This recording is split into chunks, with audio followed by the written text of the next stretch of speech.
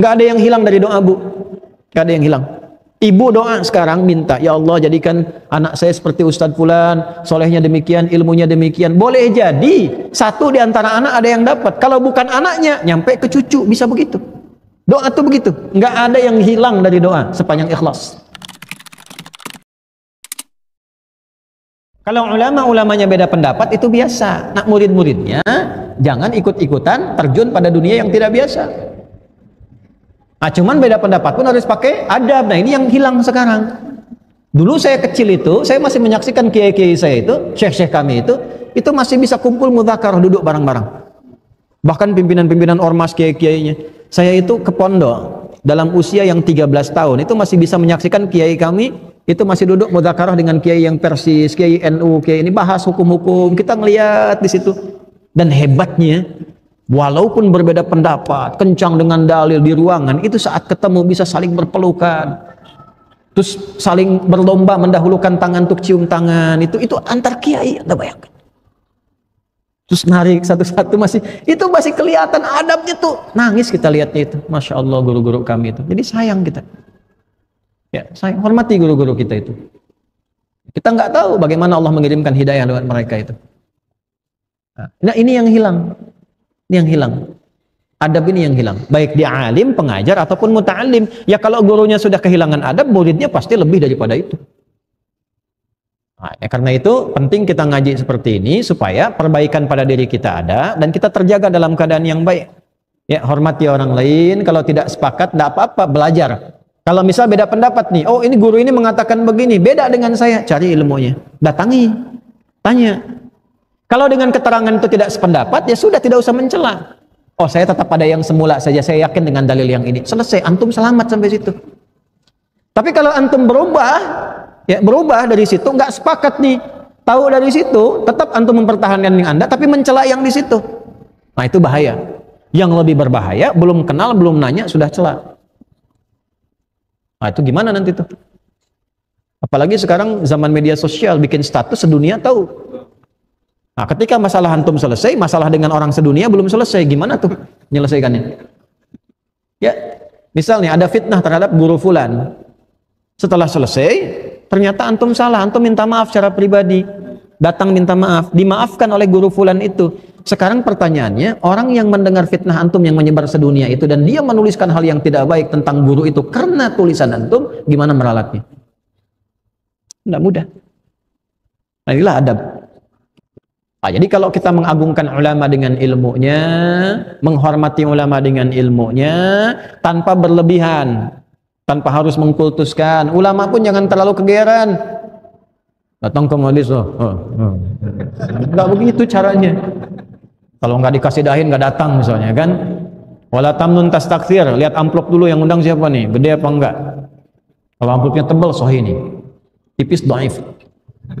Tipis tapi banyak dari jamaahnya, sahih li ghairihi.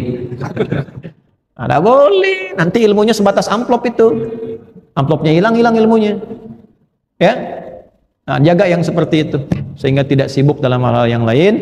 Nah, kalau kita mulai ta'zim begitu, lalu kita ikuti polanya. Jangan ta'zim, berhenti, tidak, ikuti. Kenapa jadi begitu? Nanti barulah Allah kirimkan cahaya.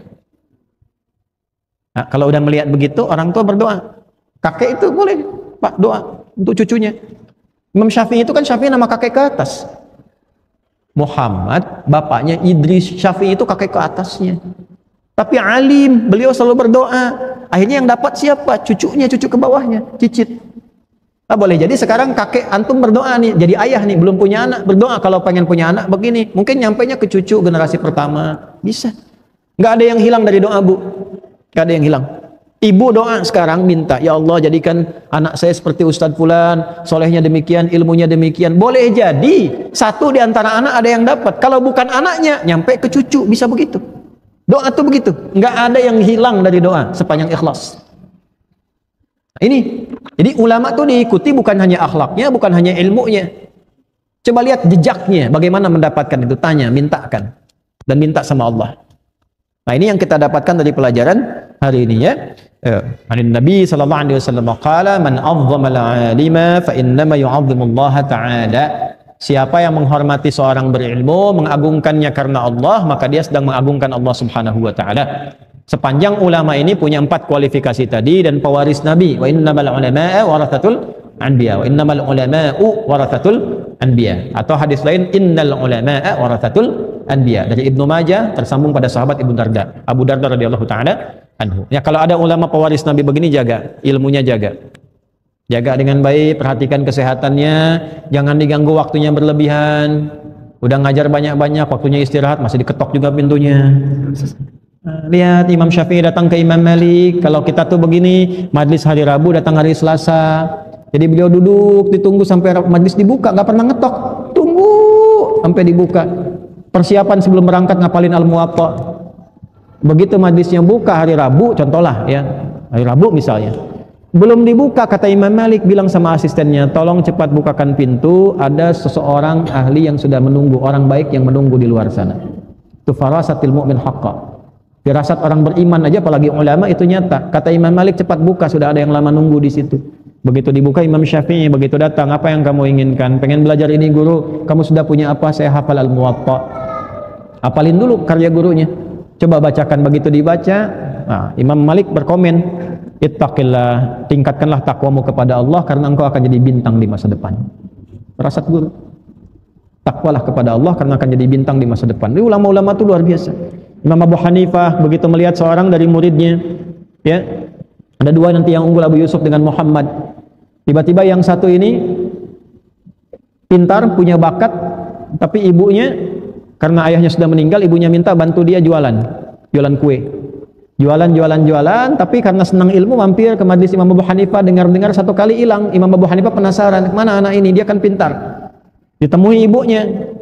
Begitu ketemu ibunya, kata ibunya begini, kenapa Anda sibukkan anak saya di majlis Anda? Kalau dia nggak jualan kue, kami nggak bisa hidup, kata ibunya.